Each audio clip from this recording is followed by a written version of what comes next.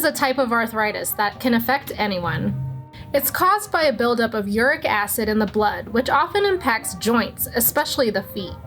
If you have gout, you'll feel intense pain that's often condensed in the big toe, which is the biggest indicator of the disease.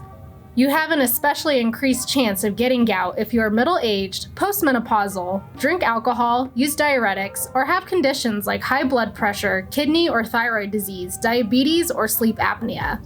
Certain blood, kidney, and thyroid disorders often make it difficult for the body to remove excess uric acid. But gout can also be the result of a diet that's high in purines. High purine foods include organ meats, red meats, oily fish like sardines and anchovies, beans, mushrooms, and certain vegetables like asparagus and cauliflower. What sets gout apart from standard arthritis is the level of pain that's involved. Gout attacks are described as acute, sudden, intense joint pain that inhibits livelihood and is often the headlining symptom.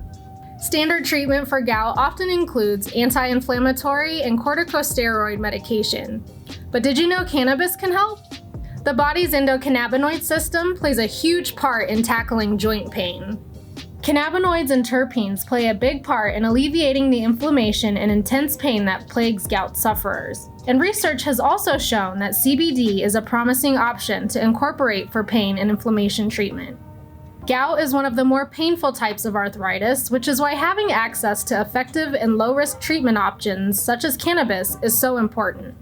If you're interested in having legal access to cannabis or just want to know if it's right for you, contact us at Veriheal and we'll help you every step of the way. Thanks for watching.